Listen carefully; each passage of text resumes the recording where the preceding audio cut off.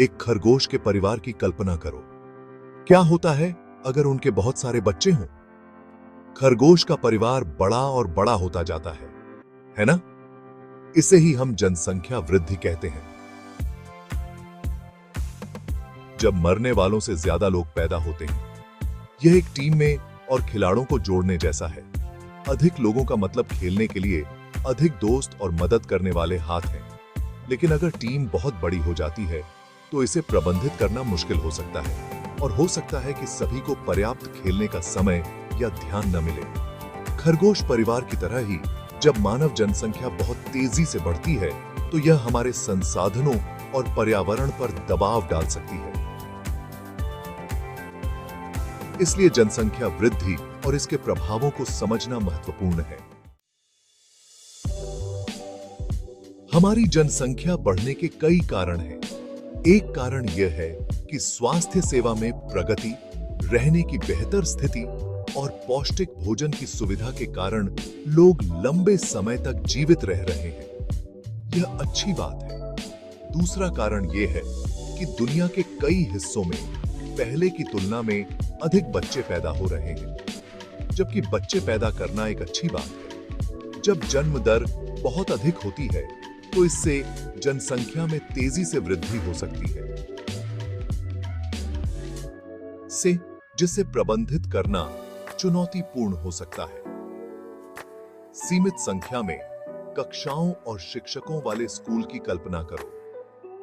यदि छात्रों की संख्या अचानक बढ़ जाती है तो सभी को समायोजित करना और गुणवत्तापूर्ण शिक्षा प्रदान करना कठिन हो जाता है।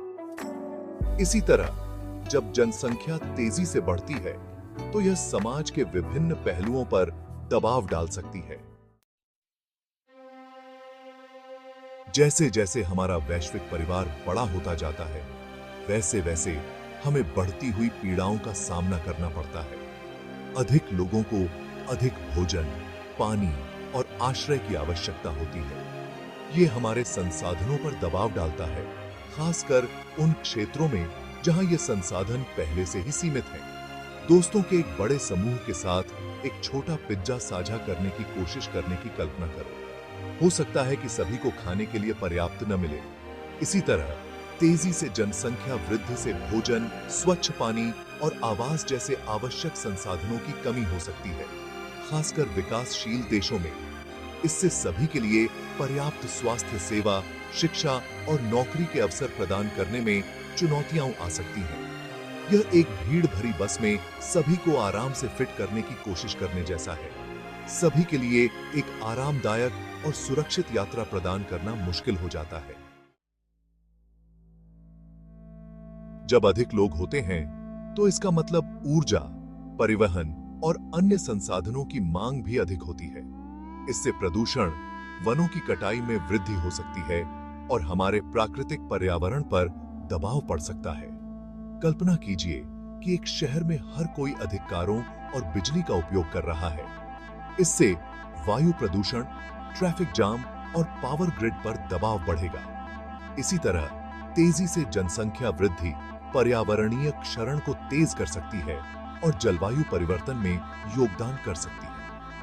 यह पहले से भरे सूटकेस में और कपड़े फिट करने की कोशिश करने जैसा है।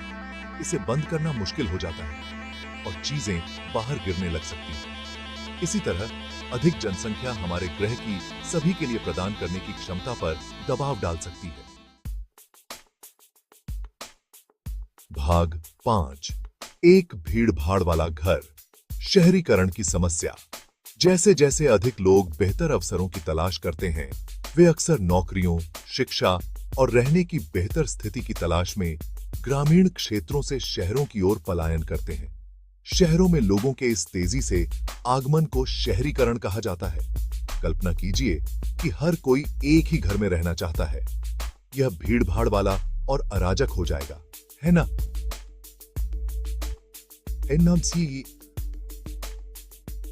इसी तरह तेजी से शहरीकरण से भीड़-भाड़ वाले शहर बन सकते हैं। आवास, परिवहन और बुनियादी सेवाओं पर दबाव बढ़ सकता है। इससे स्वच्छता बनाए रखने, पर्याप्त स्वच्छता प्रदान करने और सभी निवासियों की भलाई सुनिश्चित करने में चुनौतियां आ सकती हैं। शहरीकरण को स्थायी रूप से प्रबंधित करने और ऐसे शहर बनाने के तरीके खोजना महत्वपूर्ण है जो सभी के लिए रहने योग्य हों। भाग 6। हमारा ग्रह आहत है। पर्यावरणीय प्रभाव। जनसंख्या में तेजी से वृद्धि हमारे ग्रह के नाजुक पारिस्थितिक तंत्र पर भी दबाव डालती है।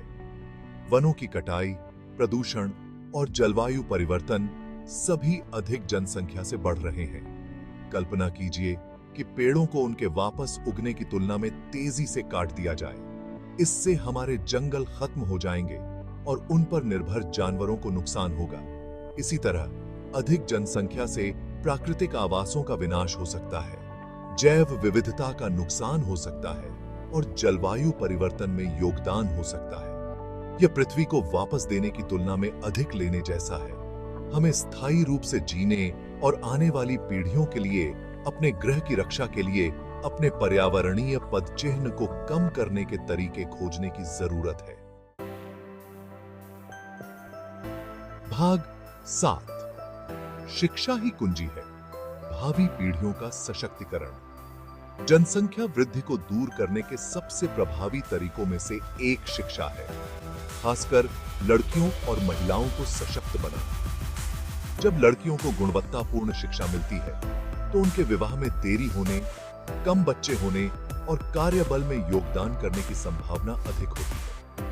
एक ऐसी दुनिया की कल्पना कीजिए जहां सभी को अपने जीवन के बारे में सूचित निर्णय लेने के लिए ज्ञान और अवसर मिले। शिक्षा व्यक्तियों को सशक्त बनाती है, लैंगिक समानता को बढ़ावा देती है और अधिक स्थायी भविष्य बनाने में मदद करती है। शिक्षा, स्वास्थ्य सेवा और परिवार नियोजन कार्यक्रमों में निवेश करके हम व्यक्तियों को सशक्त बना सकते हैं, सतत विकास को बढ़ावा दे सकते हैं और एक अधिक संतुलित दुनिया बना सकते हैं। भाग 8। भविष्य के लिए योजना, परिवार नियोजन के उपाय। जनसंख्या वृद्धि को प्रबंधित करने में परिवार नियोजन महत्वपूर्ण भूमिका निभाता है। गर्भ निरोधकों, प्रजनन स्वास्थ्य सेवा और परिवार नियोजन की जानकारी तक पहुंच प्रदान करने से व्यक्ति परिवार के आकार के बारे में सूचित विकल्प चुन सकते हैं। कल्पना कीजिए कि एक दंपत्ति यह तय कर पा रही है कि उन्हें कब और कितने बच्चे चाहिए। परिवार नियोजन व्यक्तियों को जिम्मेदारी से अपने परिवारों की योजना बनाने का अधिकार देता है और अधिक स्थायी भविष्य में योगदान देता है। परिवार नियोजन को बढ़ावा देकर और प्रजनन स्वास्थ्य सेवाओं तक पहुंच सुनिश्चित करके हम जनसंख्या वृद्धि को नियंत्रित करने और हमारे ग्रह के संसाधनों पर दबाव को कम करने में मदद कर सकते हैं। भाग 9। सतत जीवन, एक साझा जिम्मेदारी। जनसंख्या वृद्धि को संबोधित करना एक साझा जिम्मेदारी है, जिसके लिए सामूहिक कार्रवाई की आवश्यकता होती। हम सभी अपने दैनिक जीवन में स्थायी प्रथाओं को अपनाकर योगदान दे सकते हैं। कल्पना कीजिए कि हर कोई पानी बचाने, ऊर्जा की खपत कम करने और पर्यावरण के अनुकूल उत्पादों का उपयोग करने जैसे छोटे-छोटे बदलाव कर रहा है। ये छोटे-छोटे कार्य जब लाखों लोगों द्वारा किए जाते हैं तो हमारे ग्रह पर महत्वपूर्ण सकारात्मक प्रभाव डाल सकते हैं। सतत जीवन को अपनाकर हम अपने पर्यावरणीय पदचिह्न को कम कर सकते हैं, संसाधनों का संरक्षण कर सकते हैं और वर्तमान और भविष्य की पीढ़ियों के लिए एक स्वस्थ ग्रह बना सकते हैं।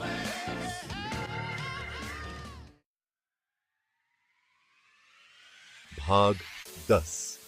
एक आशावान भविष्य, एक संतुलित दुनिया के लिए मिलकर काम करना। जबकि जनसंख्या वृद्धि चुनौतियां प्रस्तुत करती है, यह याद रखना महत्वपूर्ण है कि लोग हमारे सबसे बड़े संसाधन भी हैं। एक साथ काम करके हम सभी के लिए अधिक स्थायी और न्याय संगत दुनिया बनाने के उपाय खोज सकते हैं। एक ऐसी दुनिया की कल्पना कीजिए जहां सभी को शिक्षा, स्वास्थ्य सेवा और आगे बढ़ने के अवसर मिले।